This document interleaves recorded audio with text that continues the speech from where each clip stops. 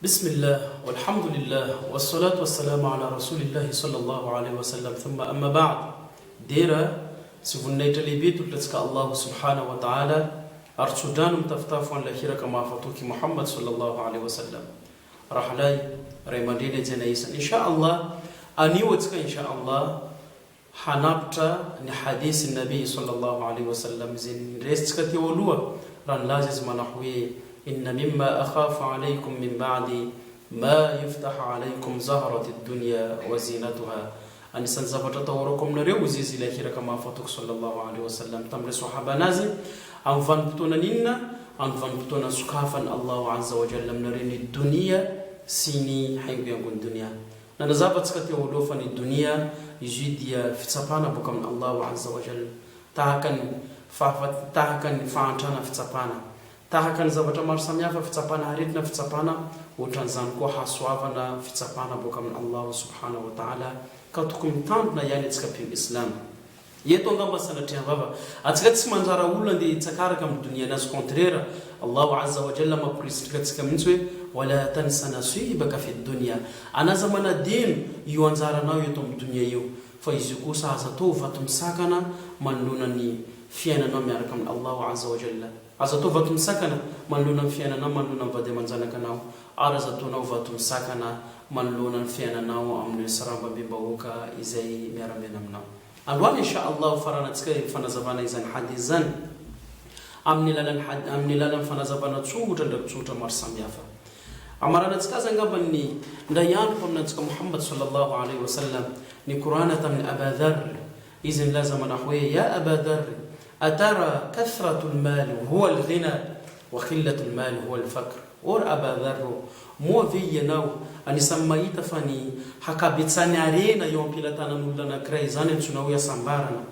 ary ny hakeliny arena eo ampilatanan'olona anankiray zany antsoina hoe fahantrana.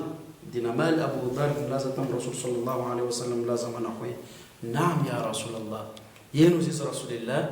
ny hakabetsany arena eo ampilatanan'olona anankiray zany antsoina hoe asambarana, ary hakeliny arena eo ampilatanan'olona anankiray zany antsoina hoe fahantrana. Raha voafantatra n'ilay hiraka malafatovy Muhammad sallallahu alaihi wasallam fa tsy mety angamba fomba fijerin'ny Aba Dharr ny makasika dunia avetrany napahitsiny Rasul sallallahu alaihi wasallam Abu Dharr, na tonga azy milaza manao hoe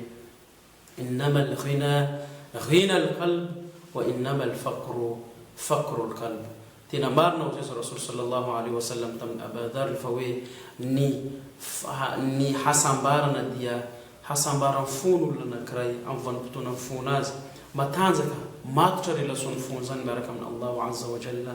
ary ny fahantrany fony olona anankiray amin'ny vanim-potoana fony azy lavitra Allah subhanahu wa ta'ala.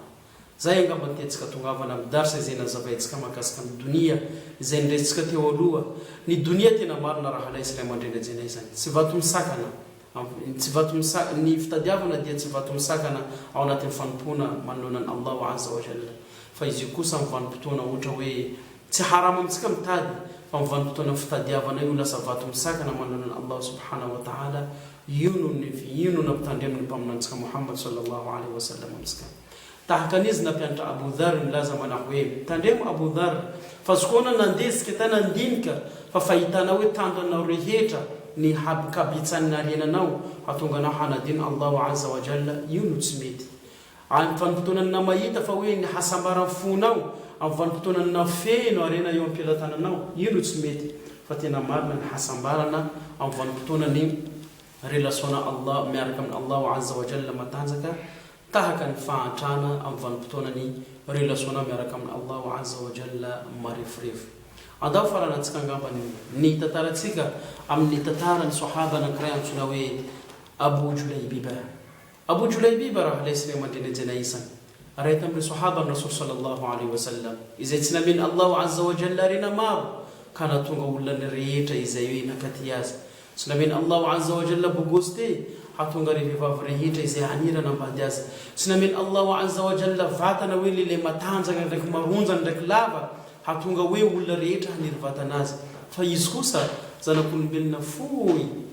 raha ohatra gabarina jerena tsy hoe olona malaza hoe boka fianakaviana manakatao hoe manakarena tsy hoe lehilahy hoe manana bogosité hatonga vehivavy rehetra haniry ho anambady azy ka io nda ihany Rasul sallallahu alaihi wasallam izy koa mipetraka tamin'ny Abu Julaybiba niaraka ny sangisangy taminy Rasul sallallahu alaihi wasallam dia niteny taminazy manao hoe nuzawijuka ya Aba Julaybiba hampanambaditsika ianao rio Abu Julaybiba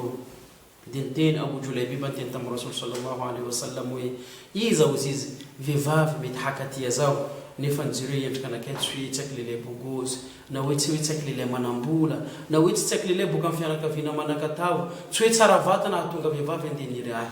nefa ny Rasul sallallahu alaihi wasallam niteny tamin'ny Aba Julaybiba nilaza manao hoe walakinna thamanuka inda Allahi ghaliya nefa kosa valeranao manoloanan'i Allah azza wa jalla dia lafo vidy Aba Julaybiba jereo tantarana zany Abu Julaybiba zany tsy napetraka ny Rasul sallallahu alaihi wasallam Abu Julaybiba fa tsy hoe izy nandeha nitsakaraka vehivavy nampanambadian'ny Rasul sallallahu alaihi wasallam Abu Julaybiba nampanambadian'ny mpaminantsika Muhammad sallallahu alaihi wasallam Abu Julaybiba antsoina hoe Zainab tsy koa fa tonga Rasul sallallahu alaihi wasallam nandefa olona nandeha nangataka Abu Julaybiba tamin'ny mamany Zainab ndraiky papanazy raha vao tonga tamindreo izany fangatana zany Zainab dia nanetry tena izy niteny tamin'ny papany ndraiky mamany manao hoe antaky Rasul sallallahu alaihi wasallam no nisafidy nampanambady ahy Abu Julaybiba haneko izy zao hanambady izany tanora Abu Julaybiba zany ny fanambady Abu Julaybiba ndraiky Zainab aoreny fafitany nikahindreo ndraiky fanambadian'izy ireo dia tonga ny vanim-potoana nanaovan'ny Rasul sallallahu alaihi wasallam antso ny fandianana amin'izany jihad na hoe ady masina zany Abu Julaybiba raha tamin'ireo sahaba izay namaly ady masina zany niditra tao anatin'ny ady masina zany nandeha ireo sahaba ny Rasul sallallahu alaihi wasallam niditra tao anatin'ny ady masina zany izy koa rehefa miverina tao a Madina Rasul sallallahu alaihi wasallam manontany sahaba tsirairay fa hoe iza aminareo no maty tao anatin'ny ady masina io ireo sahaba rehetra angamba ny avy hatrany tonga dia niteny hoe ranona sy ranona nitanisa ireo zanakan'olona manakatao nitanisa ireo olona malaza tamin'ny fiarahamonina misy nandreo nitanisa ireo olona izay fantatra amin'ny be sy maro ary izy ireo dia nanadino Abu Julaybiba fa mpaminantsika Muhammad sallallahu alaihi wasallam teny kosa hoe fa amma ana zaho kosa maran'ny Rasul sallallahu alaihi wasallam udhakirukum akhi Abu Julaybiba zaho izy dia mampatsiarinareo rahalaiko Abu Julaybiba navy Rasul sallallahu alaihi wasallam mitondra ireo sahaba anazy tratran'ireo fatiny Abu Julaybiba maty manoloanany fahavalon'ny Islam anakiefatra vita ny teny Rasul sallallahu alaihi wasallam manao hoe Abu Julaybiba jereo amban'ny Abu Julaybiba mata shahidi nefa kosa tsy nambila tena anazy maty fa tsy hoe nahamono anakiefatra tamin'ireo fahavalon'ny Islam aoreny izy io Rasul sallallahu alaihi wasallam nanday ireo sahaba mpaminantsika Muhammad sallallahu alaihi wasallam nandeha tamin'ny tranon'ny vadiny Abu Julaybiba nampahery azy vita izy nana dua malaza zay fantatratsika rehetra aminazy manao hoe Allahumma subba laha min alkhayri sabba